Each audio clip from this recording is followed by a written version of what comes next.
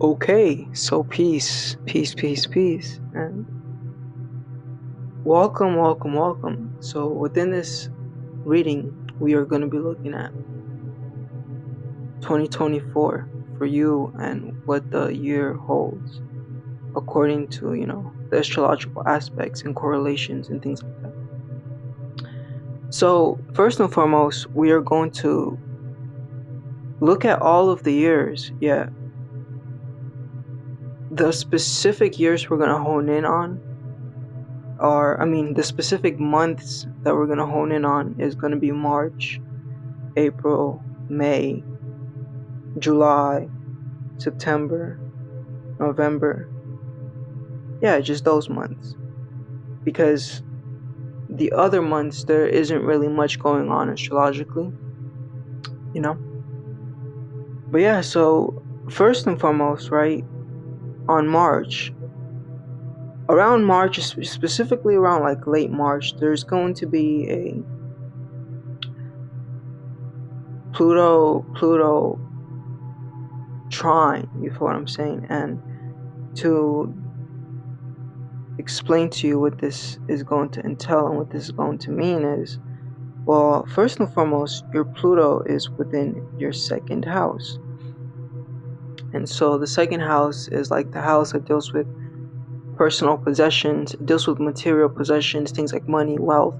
But simultaneously, it also just deals with personal resources in general. That can be certain skills and certain attributes that you hold to be very valuable. You feel what I'm saying?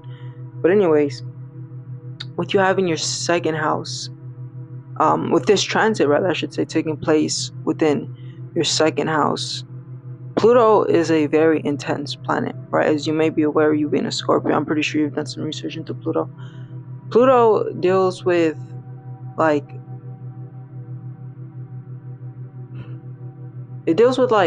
intense changes, for example. It deals with transformations. And the thing with Pluto is its intensity and its transformations and the changes that it brings typically tend to happen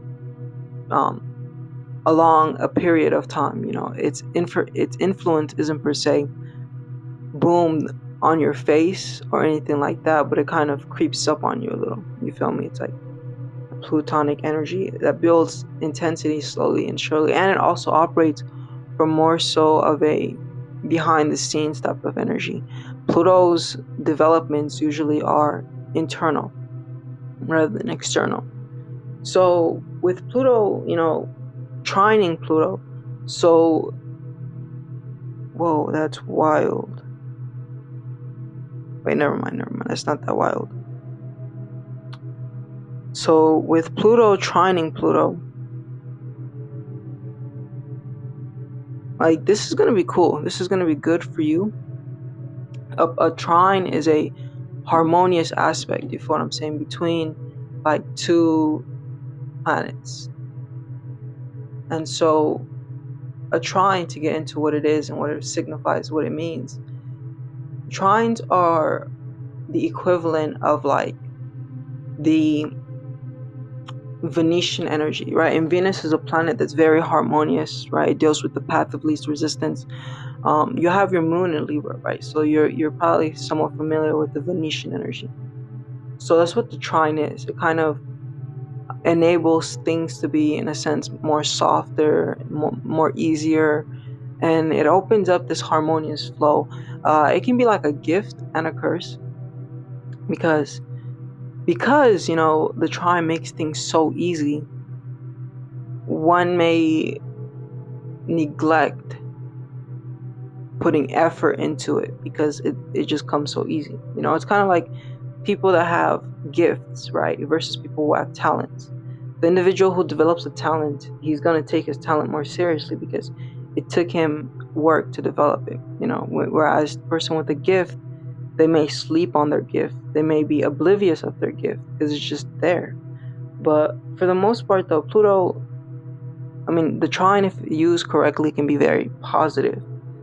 And so this transit is happening between your second house and your sixth house. So this is like the sixth house. So both the second house and the sixth house are houses of wealth. You feel what I'm saying? So the sixth house more so deals with the labors you'll need to align yourself with in order for you to cultivate wealth. You feel me? Like the sixth house like naturally falls into the energy of Virgo, right? And Virgo is like the sign that deals with service, helping others. Virgo is a practical sign, so it's like those things that are very practical, like picking up sticks or cleaning something or whatever. It's like a very practical energy, but it's like whatever it is that you need to do to get money. Whereas the second house is like the custodian of wealth. So things like banks, for example, would be a second house type of energy. Things like your savings, but also like how you perceive wealth, like the ideologies and concepts that are built within your mind that deal with wealth and abundance and money. These are all things that deal with the second house. So again, the sixth house produces wealth, and the second house kind of is the custodian for your wealth. Now, with you having this trine happening with Pluto, right? Pluto is a sign that typically, expresses more so via negative energy more than positive energy. Like that's kind of its innate tendency. But because this is a trine, like we can be certain that this trine or this aspect is going to happen more harmoniously for you. And so the way that this can play out is maybe transformative events may happen and take place within your work environment, right? Within the things you do as, I assume you're self-employed, right? That are going to, as a result, contribute to you acquiring more like money, more capital, whatever, however you may want it, more revenue, what I'm saying. And so, okay. And so sixth house in Aquarius, right? This is like, Aquarius is the sign of people. It's a sign of knowledge and information. So with you having your sixth house in Aquarius, it just indicates that your work is primarily like, the primary theme of the work you do may revolve around people, specifically groups of people, possibly networking, maybe the internet even, because that's all Aquarian things, right? And information and knowledge, maybe the distribution of information, maybe even being some sort of like teacher or counselor or whatever, And so yeah, that's what this is indicating, that there is going to be like this, like Pluto is also the planet of regeneration. So there may be a possibility that within this year you're going to start to see like certain aspects of your business start to regenerate, and like in regards to seeing more work, acquiring more clients, and things like that.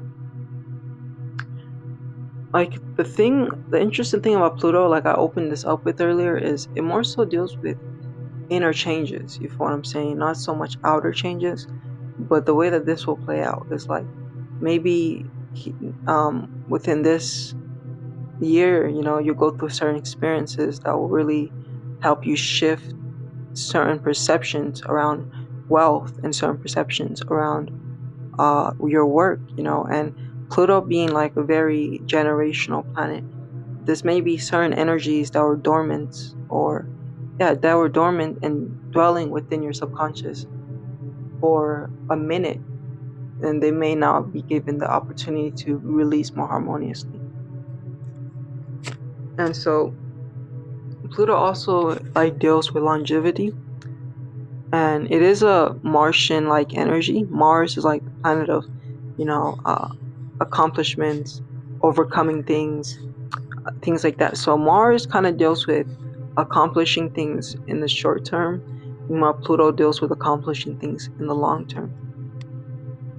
So with that being said, like maybe this can even be an indication of you possibly, if you do things like with contracts,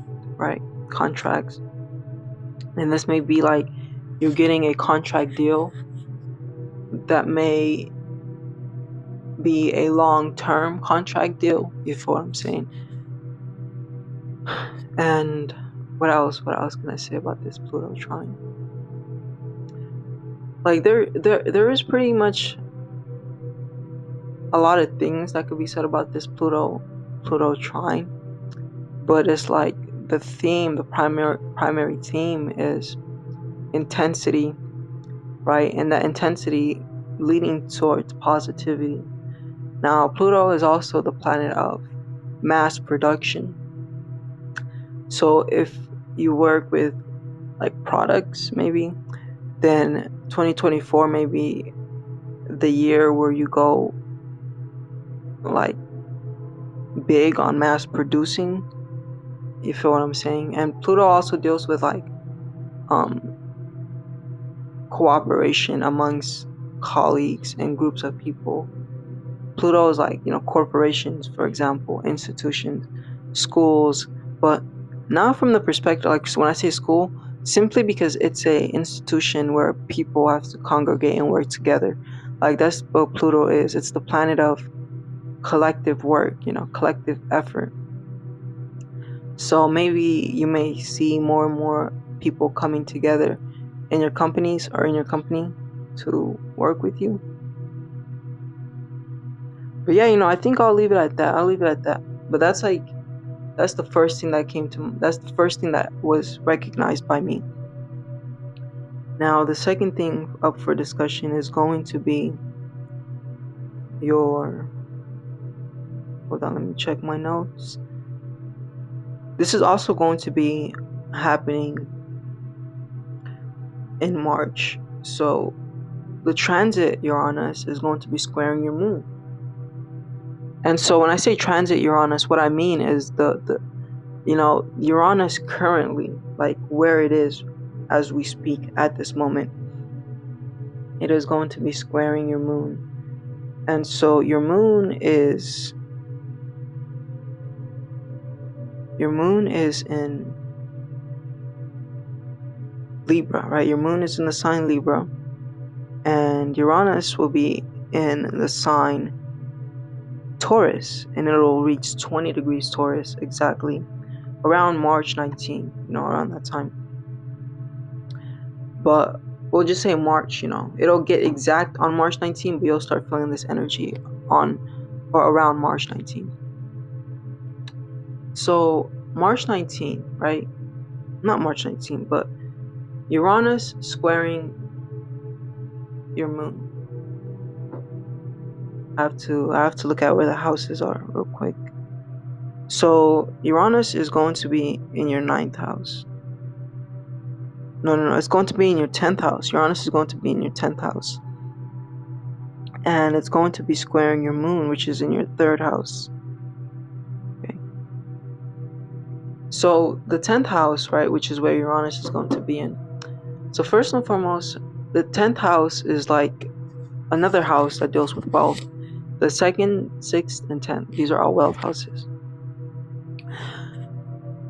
So the 10th house is like the house that deals with the reputation. It deals with if one has a business, like the status that one's business has when it comes to the public eye. It's all about recognition, reputation. Your recognition, your reputation in general, your status in general, but simultaneously the status of your business, reputation of your business, recognition, and honor and credits that may go to your business. You feel what I'm saying? So it's kind of like the 2nd house is the custodian of wealth. The 6th house is like the labor that goes in. But then the 10th house is when someone first comes to you, what they see and what is represented and what is signified. And it's like the billboard. You feel what I'm saying? That's like the 10th house. And so Uranus is it's a disruptive planet. It's the most disruptive and eccentric planet. What it typically does is it kind of produces it's like sudden changes in certain things, and these sudden changes could be good or could be bad. But as this is a square, and like the square is kind of the aspect of friction, and it correlates with Mars, and Mars is, like planet of war, overcoming things, kind of strife and struggle. So what this would indicate, with you having the Mars, not Mars, with you having this Uranus square your moon, the moon, which is in your third house, right? The moon is it's not a planet, but in astrology, and for astrological sake, we'll say planet. The planet of the moon, or the moon, right, deals more so with one's emotions, how one reacts and responds to the world. It's kind of like one's subconscious mind, one's impulses.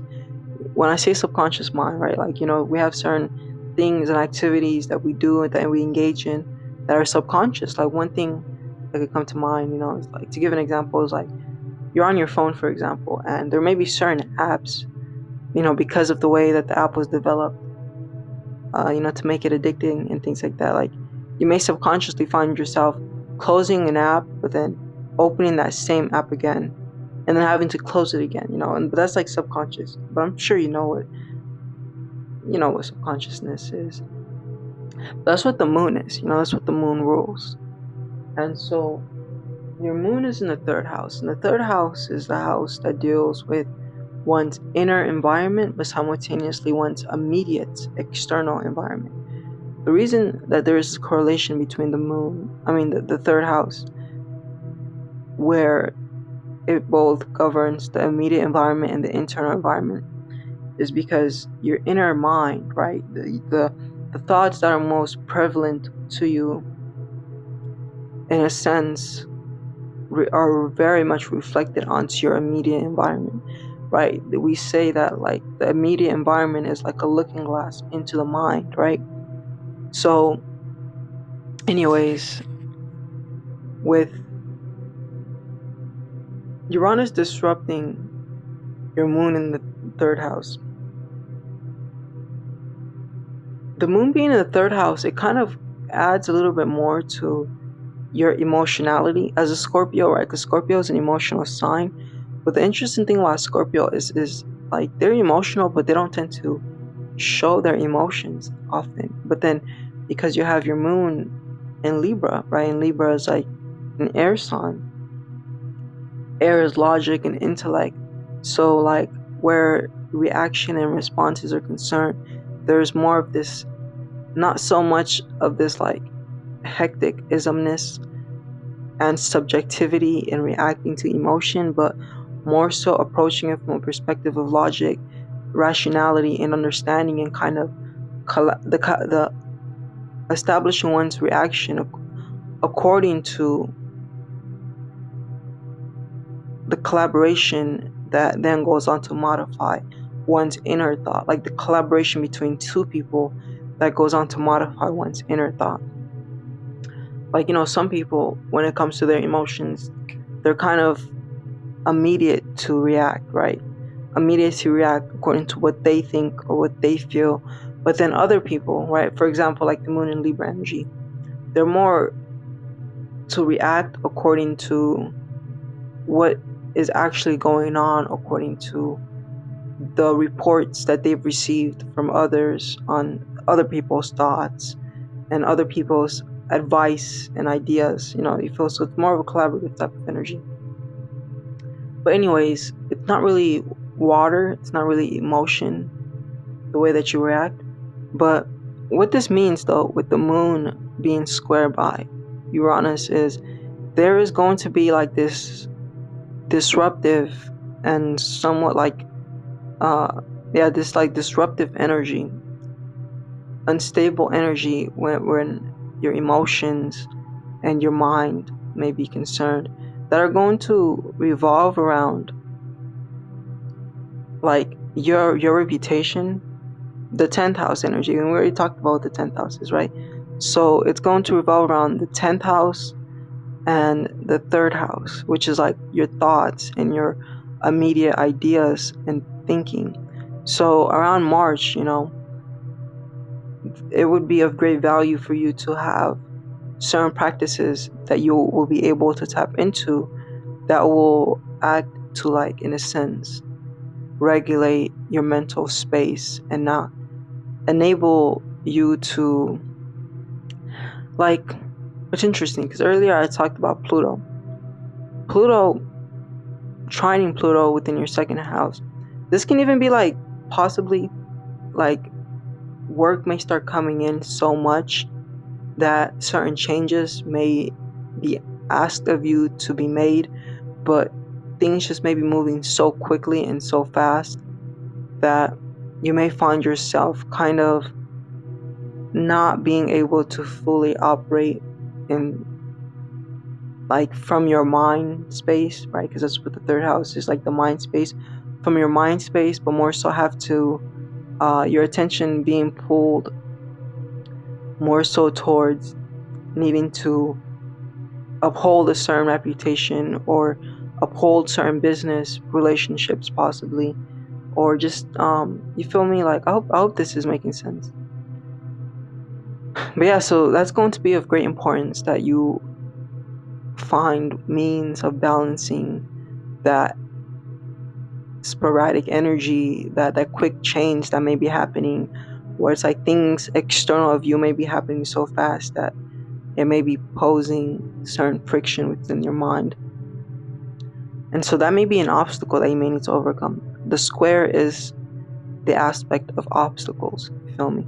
So now let's get into, now that we've talked about that, now let's get into your, hold on, give me a sec. Now let's get into April, right? April. So April, the first thing that I noticed about April is you're gonna have Pluto, right? Pluto trine. Is it gonna be trining or no? So you're gonna have Pluto sextiling your Neptune, and this is going to be exact, right? The exact degree. So what this means is a sextile in astrology is when two planets. Hold on, give me a sec.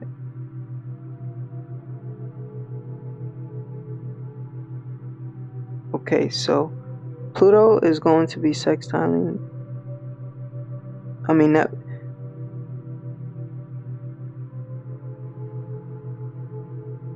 Okay, I'm just looking at some things real quick, too. Okay. Yeah, so Pluto is going to be sextiling your Neptune from your 6th house. So there is going to be a lot of work related things that are going to be happening in 2024. A lot of business related things that are going to be happening in 2024. You feel what I'm saying? Like, Pluto is also a sign that can deal with raw energy, like, because it's intensity, right? It can deal with raw energy. So there may be this newfound, like, beast-like energy, right? For you to accomplish things where work is concerned. Maybe taking up more work than you would usually, things like that. So Neptune is in the 4th house, and it's going to be sextiling. It's going to be sextile by Pluto, which is in the 6th house. So with you having Pluto in your 6th house and it having this aspect to your Neptune, so the sextile is when two planets are in complementary signs. So in this case, we have fire, which your Neptune is in Sagittarius, and then we have air, which Pluto is in Aquarius, right? Air and fire are complementary. So a sextile typically produces opportunities. That's the primary theme of this aspect, opportunities, if what I'm saying. And so the 6th house, we already talked about what it is, right? It's work, And other things that the sixth house also covers that I feel like I should talk about now, because when I was looking at this aspect, it may be of significance, is that sixth house also deals with healing, also deals with your health. So with you having Pluto within your sixth house and it making these positive aspects to both your natal Pluto and your natal Neptune, I would also recommend that if there are any things right regarding health, I would highly recommend you taking advantage of this time right now to pursue and take certain aspects of your healing much more seriously. And Pluto, right, is like Scorpio, and so like Scorpio, Pluto also rules more so the organs that deal with like our lower region, right? So like our urinary tract, our bowels, like the sex organs, but just in general, like the lower organs. Hold on, Pluto, Aquarius. And also, Pluto being in Aquarius being the sign, one of the things Aquarius relates with is electromagnetism. So this could even be a great opportunity for you to engage in activities that can help increase your electromagnetism. And this can even be like finding channels of healing that incorporate like electricity and magnetism, like that may be something that may be of advantageous to you as well. And so yeah, that's another thing that the sixth house rules. It rules one's health alongside work and health. Like this is kind of like a thin balance between the two, because sometimes we may overwork ourselves into illness, right? Or sometimes because of illness we may not be able to work, vice versa. So Neptune in the fourth house. The fourth house is the domestic life, right? The domestic life, and it also deals with like, it's a companion home as well, right? It deals with like the companions of the home, but in general, just the home life and the domestic life and your family life and things like that. So Neptune being sextiled by Pluto, this can be an indication that these opportunities that are going to be manifesting where your work is concerned, like this opening of energy, right? This regeneration or this transformation, this recharge, even where your work is concerned, is going to start to also surface certain opportunities and certain idealizations that are going to be geared towards your home life. So Neptune is like the planet of idealization. It's like the planet of imagination, planet of fantasy, the planet of spirituality even, so this aspect may even possibly be that there's certain things that you may have been holding on to from your mind, from a mental perspective, where your home is concerned, where your companions within your home are concerned, so your family. There may be certain things that previously you kind of like were just holding on to as intangible, that may start to kind of find their way to becoming more tangible. And the way that this may even express possibly could be, in general, you just kind of getting that energy, right? Pluto, the energy that's gonna instigate this into motion is going to be Plutonic intensity, raw energy, transformative energy, recharging and all that. And this raw energy is going to channel into your fourth house to enable you to, like, it's going to open certain doors for you that possibly weren't accessible previously, right? So yeah, I hope that made sense. That's pretty much like the Neptune Pluto aspect, and that's pretty much March. I think we're still talking March. Yeah. And now let's talk about April. March, April. Yeah, nothing happened between. There wasn't much going on February, so or May or June. Wait. Yeah, there were some things going on. So the next months we'll be talking about is April, May,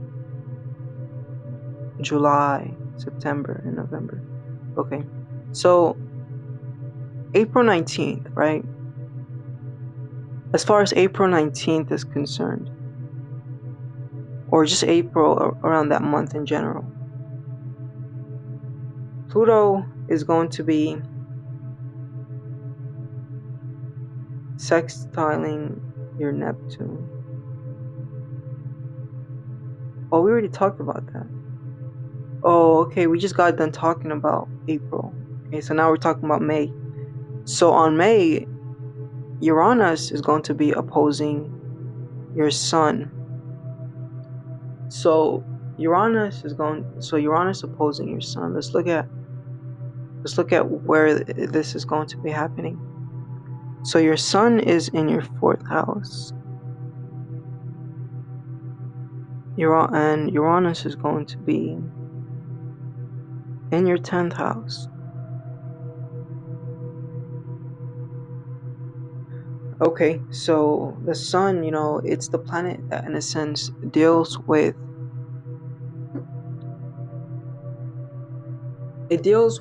one's personality, one's character, one's identity, one's ego. It's like the individuality, the individual, That's what the Sun is. It's like the me, the self, but it's like the me that you're trying, the me that I'm trying to become and I'm trying to build. You feel what I'm saying? It's like the identity and the character that you're still building. So, that's the Sun, the individuality, the character, the identity, etc. And we already talked about what what Uranus is. A very disruptive planet. It's also the planet of higher intellect. It's the planet of rebellion, the planet of originality and independence. So, first and foremost, this Uranus Sun aspect is going to be taking place once again in your 4th house. So with Uranus aspect in your Sun in the 4th house, this is kind of and it's going to be opposing. It's going to be opposing, if I'm not mistaken.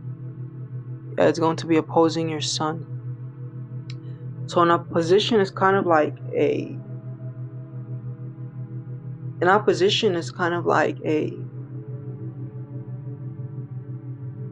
separative type of energy. It deals with Saturn, and Saturn is a planet that deals with discipline, a planet that deals with structure, it deals with government, it deals with like rules, laws, and regulations,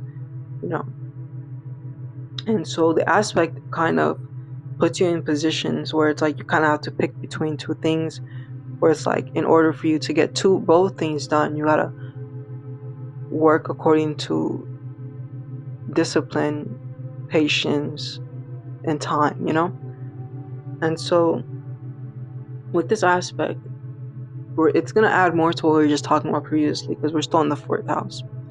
So first and foremost, with the Sun being here, this may even possibly be an energy where there may kind of be like, and witness this around, hold on, I think this is May, right? May.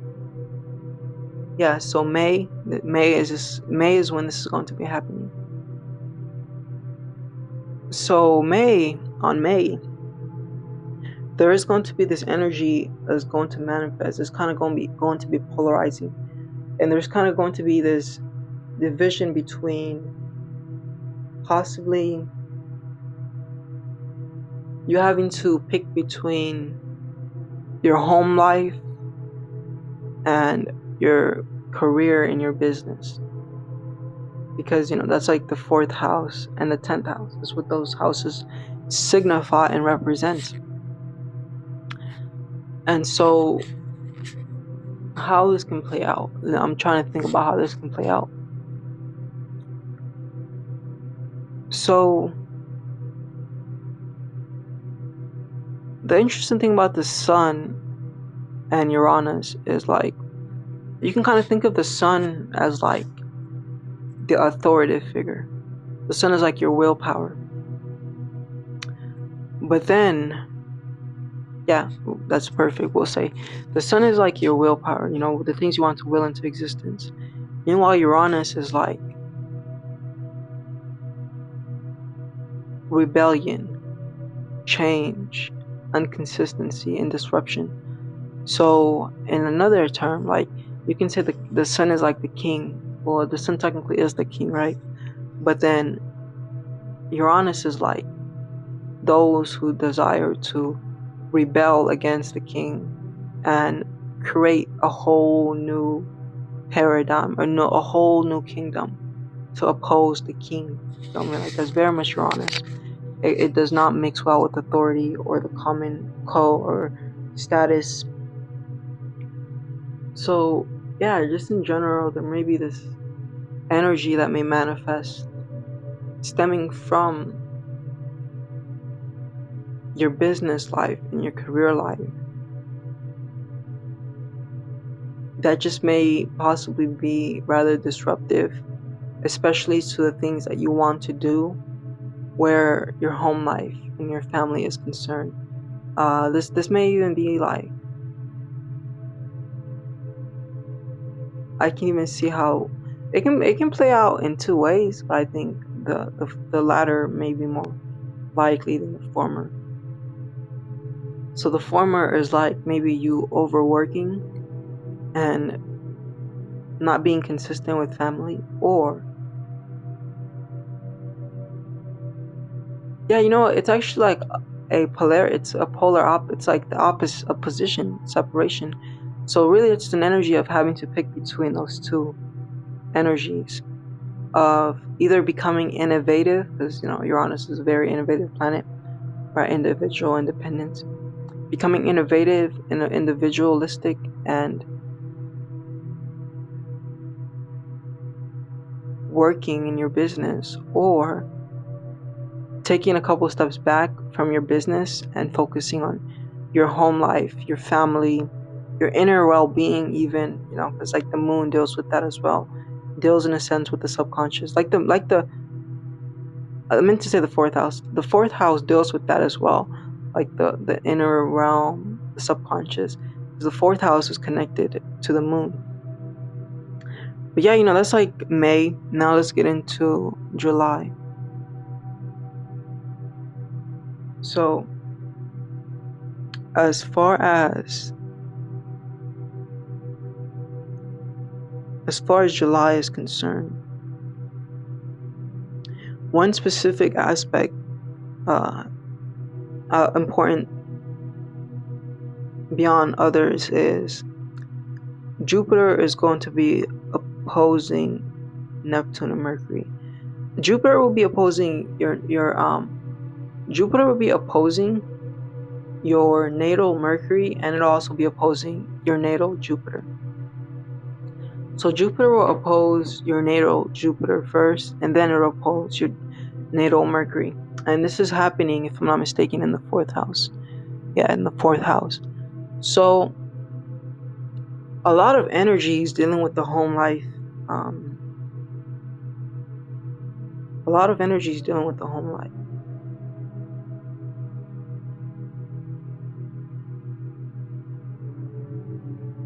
Yeah, a lot of energies dealing with the home life and like one's career life,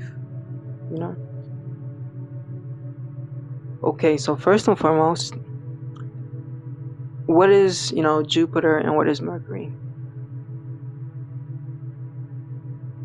Mercury is like the planet of intellect. It deals with how one processes thoughts. So Mercury is like thinking, you feel what I'm saying? Yeah, Mercury is thinking. Mercury is not the thought itself. Like the moon kind of deals more with the thoughts prevalent within your mind, but then Mercury deals with how you process those thoughts. Because the moon deals with your subconscious mind, and because like attracts like, the law of affinity, it's like the way that your subconscious mind is set up is what in a sense is making certain things, certain thoughts more prevalent and other thoughts not so prevalent. But what Mercury does is it processes those thoughts. It's a processor, right? It's like a computer. It's like the planet also of intellect, of obviously of communication.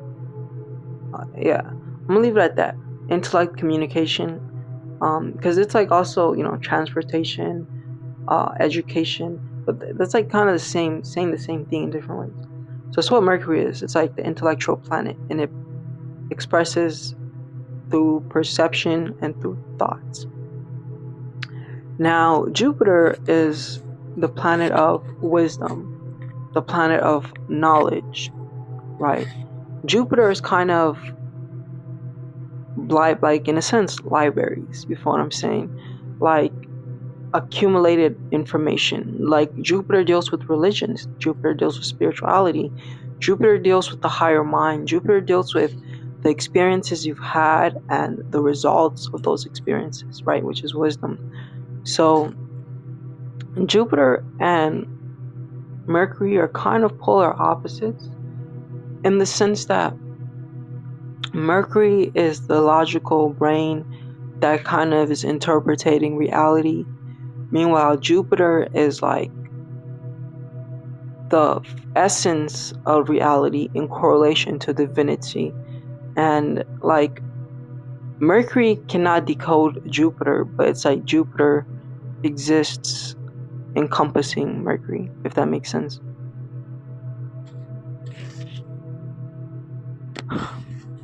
Well, no, you can use the two to balance each other out. You can use Mercury to balance out Jupiter, and you can use Jupiter to balance out Mercury. And what I mean by this is when you're overly intellectual and alpha, right? Alpha brainwaves, the state of consciousness that deals with problem solving, right?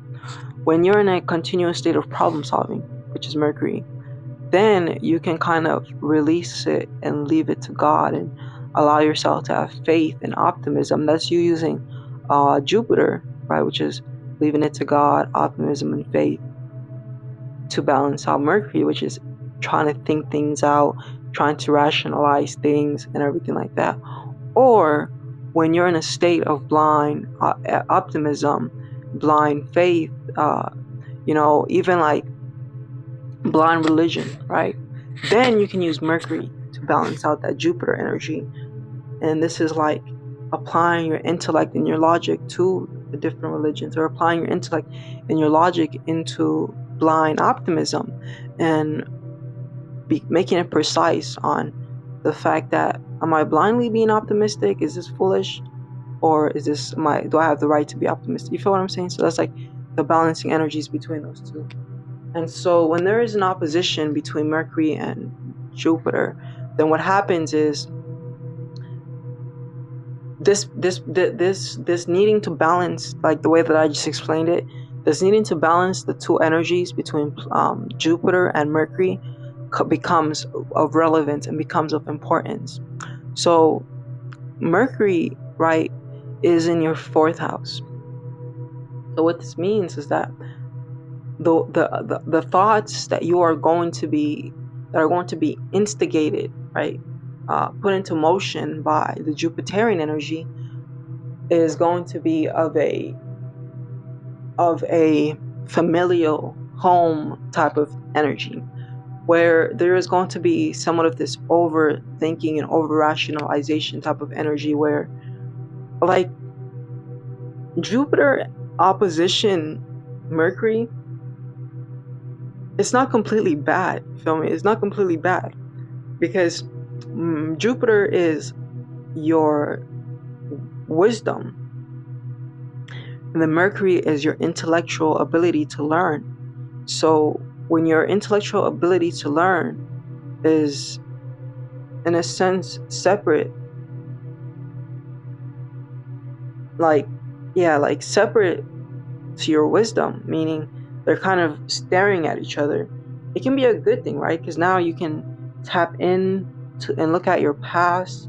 Like, it's not together with your intellect, because like when you have Jupiter and Mercury together, then this is where like you can kind of be blind to what you don't know, because you may think that you know it all, and you may have this intellectual perception of like, I know it all, because like Mercury is intellect and communication, and then Jupiter is like knowledge and wisdom, but it's like higher knowledge and wisdom. Just, Jupiter is like airheaded, you know. But that's just me trying to explain. Like, Jupiter is not really airheaded because it doesn't deal with intellect. It deals with concrete realities of life, like divinity type of energies, but also life experiences, right? Which are concrete, like to an extent, like when you go through something, right? Then you know that thing because you went through it. It's different from you cracking open a book and learning it, right? Life is the greatest teacher, and that's what Jupiter is. It's like our teacher, but it teaches us through life. And so right here, this may even possibly be an energy where you may find yourself around, is this July or May? I think this is July, right? We're talking about July now, where you are in a space of, in a sense, rationalizing and July, rationalizing and kind of more being more so introspective in regards to your experiences. Jupiter, right, in the 10th house, your experiences with business and all the different ways you've expanded and you've grown, and kind of analyzing it and perceiving it from the perspective of home, so like seeing how your endeavors in business have contributed to your home, have taken away from your home, you feel me? And because it is an opposition, like sometimes like that needing to balance things out, that needing to sway blind optimism or sway overly intellectualizing and feeling like you have to do it all by yourself, that may be called into motion, into action, for you to conduct that alchemy, right, of transmuting or balancing. And Jupiter opposed Jupiter, right? Jupiter, your natal Jupiter, is your own wisdom, the experiences that you've gone through. But then the outer Jupiter is kind of like the experiences, like Jupiter in general is a planet of wisdom. So like one of the ways, because when the planets are transiting through your houses, they can manifest into your life as people, they can manifest into your life as people or as thought forms or as crystals, objects, all types of different things. But that energy is going to come into your life. It might come into your life more tangibly and physically as a person or as an object, or it might come into your life through emotions and thoughts and spiritual influences. But the point is that energy is going to come. And what's going to happen is you may interact with a person who is of great intellect and great wisdom in your field of business, in your field of your reputation. Like maybe your network, but specifically network from a perspective of you collaborating with people according to the things that you're known for, where you may collaborate with this individual and they may be of great intellect and wisdom, and you may have conversations with them that may put you in a space of pondering and reflecting upon like your experiences with your business, and just kind of having a deeper awareness and understanding on how your experiences in your business have influenced your home life. So your sun is in your 4th house, and with your sun being in your 4th house, right, like your natal sun, it indicates that family is one of those things that are very prominent within your life. Now, with your sun being in Scorpio, like that's a different story. Like it kind of highlights, that there may have been certain trials, tribulations, transformative and intense experiences that took place in the home. You feel me? But that's another story for another time. You feel me? But yeah, Jupiter opposed Jupiter that's what it's highlighting, that you're going to go through certain experiences that are going to have you sit down and really reflect and introspect on your experiences with like maybe your outer image versus your inner image, even like the image that you carry at your home and the images that you carry out into the world. But with your sun being here, it kind of indicates that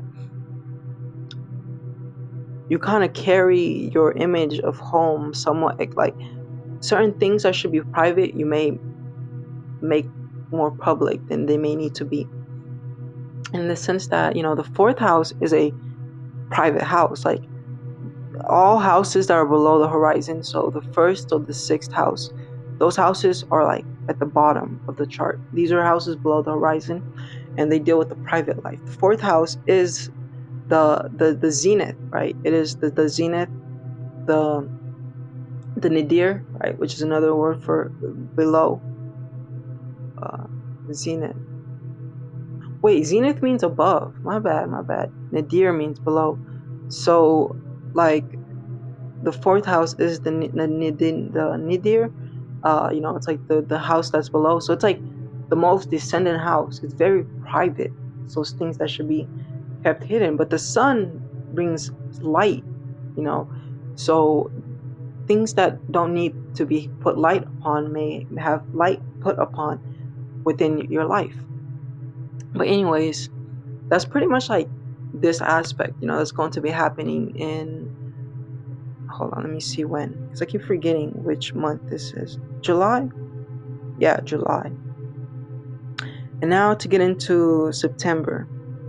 So, after like the July experiences, right, then within September, you're going to have experiences that are going to deal with, so Jupiter, the transiting Jupiter is going to be trining your moon. And we already talked about the trine earlier and what it is, right? And so the way that you want to think about these aspects is the planets carry their own energy. And they influence things accordingly, like according to vibration. If something is very similar in vibration with another thing, then their similarities are going to collaborate. But if one thing is influencing something that is of complete contradiction to that thing's energy, then they're going to clash, And so the Jupiter currently within the sky, right? That's when I say transit Jupiter, that's what I mean. I'm sure you already know, but I just feel like for the sake of convenience, I want to break it down for you anyways. So when the planets go into certain star signs within the sky, they emit certain energies, right? And certain people, certain objects, certain animals, even certain plants capture that energy according to their energy, I hope that I'm making sense. It's kind of like music. When you strum the chord of a D note on a guitar, right, then if there is another stringed instrument like a piano, then that D note is going to start vibrating on the piano, because the vibrations being sent out by the D notes of the guitar is vibrating at the same rate that the D note on the piano is. So when the D note, the vibration of the D note from the guitar reaches the piano's D note, the piano's D note synchronizes, right? And so it's vibrating, and then like the string recognizes the vibration, and that's its octave, so it starts vibrating. So that's like the idea. that I'm trying to elaborate upon. But yeah, so trines, and so there are positive ways and there are negative ways, and the aspects help us understand if this is a positive influence or a negative influence. So trine is a positive influence. We already talked about that earlier. I explained how the trine is when two planets are amongst the same element, right? In this case, we're talking Gemini. So in the later, not too late, because this is around September. Yeah, so around September, Jupiter is going to be leaving Taurus and it's going to be entering Gemini. And it's going to be a complete shift of energy for everyone. The energies are going to get a bit lighter for all of us. And so Jupiter, amongst being the planet that deals with wisdom and intellect, is the planet of expansion. It's the planet of wisdom. It's the planet of prosperity. The planet of joviality, joy, happiness, expansion. Very benefic planet. Now, with you having Jupiter Jupiter trining your moon, they're around this time, or around September, there's going to be a ease type of energy that's going to come in into your mental space, into your mind from your. Hold on, I just want to double check, but I'm pretty sure it's your 10th house. So like I said from the beginning, there's a lot of 10th house activity going on this year for you.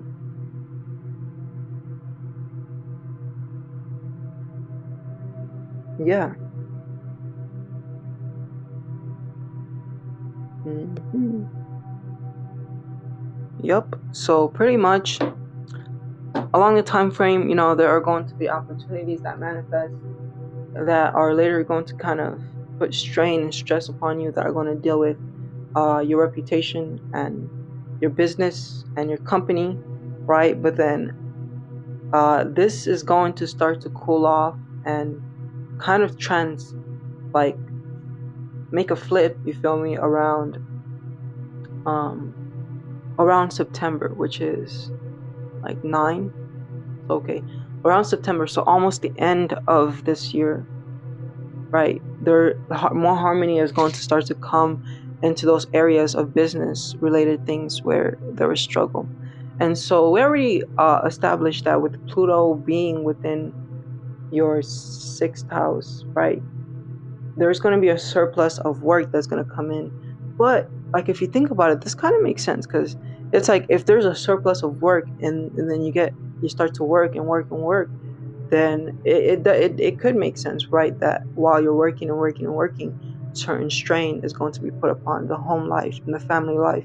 So I'm just now putting this all together. Earlier I was just kind of breaking it down, right? So that makes sense. But around September is when things are going to cool down. So the moon, as I've already explained, right, deals with the inner mind. It deals with the emotions, how one reacts and responds. And Jupiter being jovial, being optimistic and positive, there's going to be an expansive energy on your viewpoint, on your business. Maybe it's something that you worked on for the first 9 months of this year, and then after 9 months is when you can finally relax and sit back and really enjoy the fruits of your labor. And so with your moon being in the 3rd house, in the case that this is happening within the 3rd house is the house that deals with the immediate environment. So this will play out as blessings and expansions happening where your immediate environment is concerned.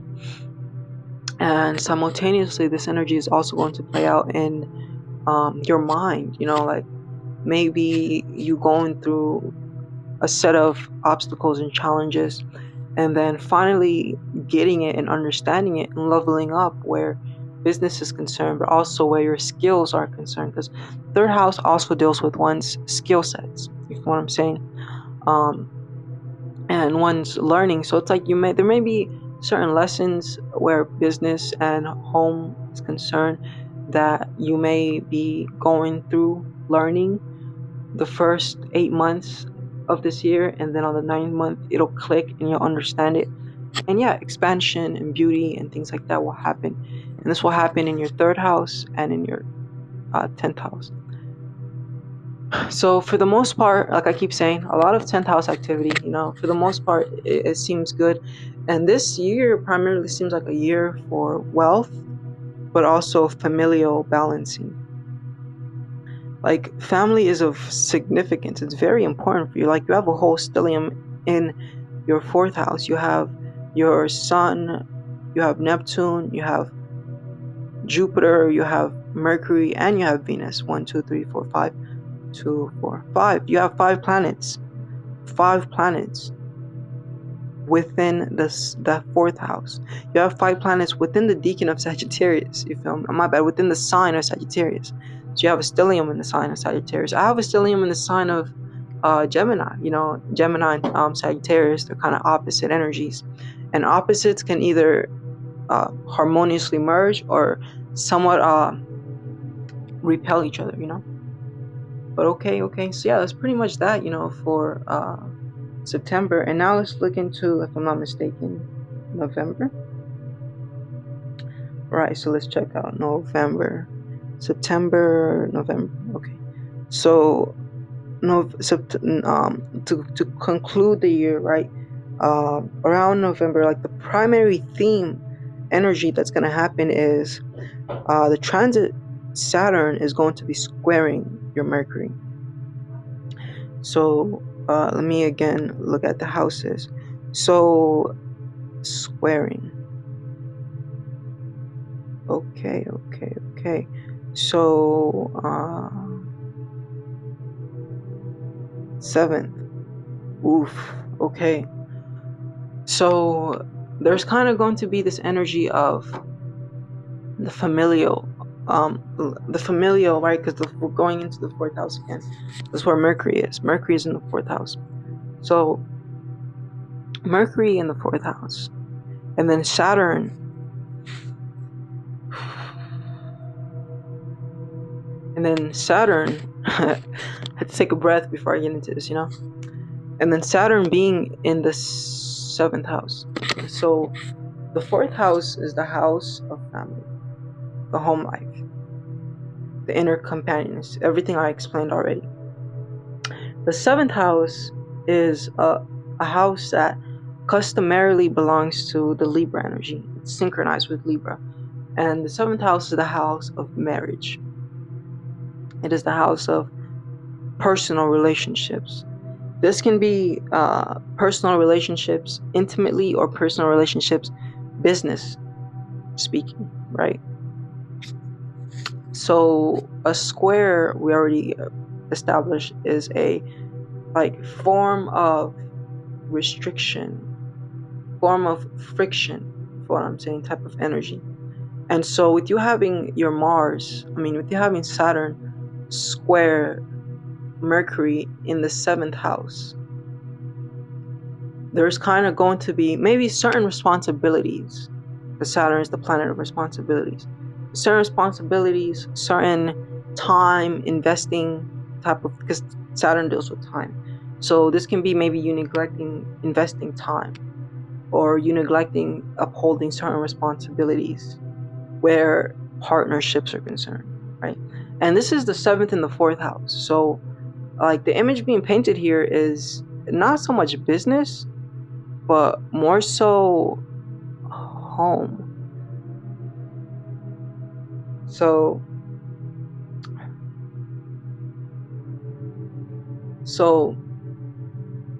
this is kind of intense for me. So it's important that throughout the year you make sure that you maintain a eye on your home life and your family, you feel what I'm saying? And you make sure that you don't allow yourself to get so sucked into your work and your career and your, moving forward in business and career, that you kind of neglect your family, you feel what I'm saying? Because if that's what happens and there's kind of an imbalance between you kind of learning and understanding to, I guess, impose restrictions on yourself. That's what discipline kind of is. It's intentional restriction. Unless you impose certain restrictions and unless you discipline yourself to ensure that you're keeping temperance and you're keeping balance between your home life and your family life, then like around November, around the end of the year, then what's going to happen is there's going to be like this energy of personal relationships kind of being like kind of being put into a tense position, right? So that's Saturn, and Mercury is going to indicate that there's going to be a lot of mental activity of the worry kind, possibly, or just intense thinking and intense rationalizing and trying to logicalize and idealize, and possibly like, okay, Saturn is going to be in Pisces throughout this year. And what this is going to mean for us all collectively is the line between realistic and fantasy is kind of going to be delusional. It's going to be hard to penetrate and hard to perceive. And so what this means for you is that there's going to be tremendous value in you kind of understanding how and what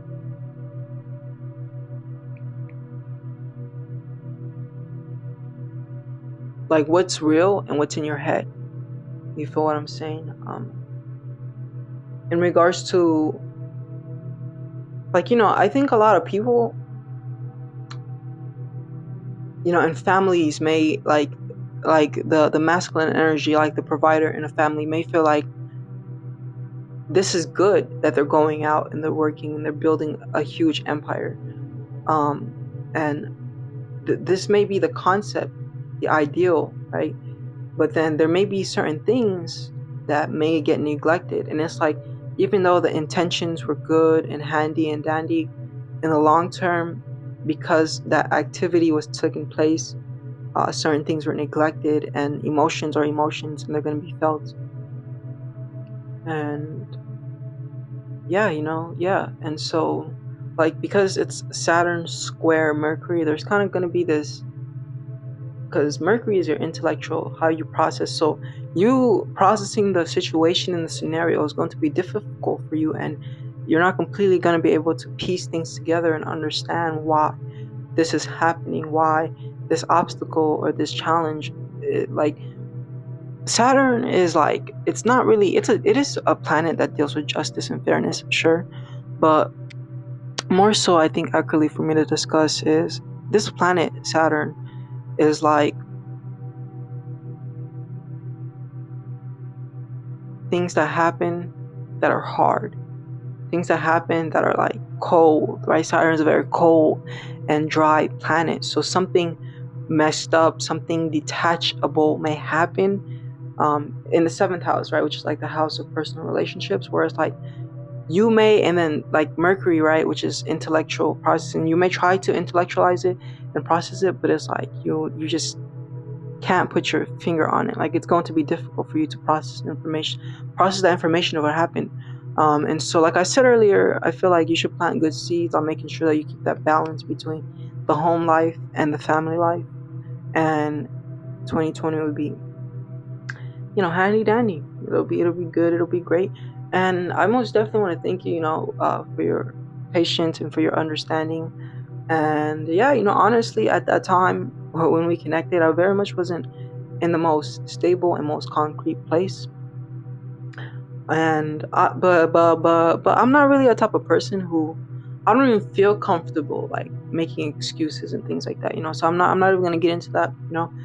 It happened as it happened, and the moral of the story is we got this done at the time it was supposed to get done, essentially, because there are divine things, right? Like divine appointments, I guess.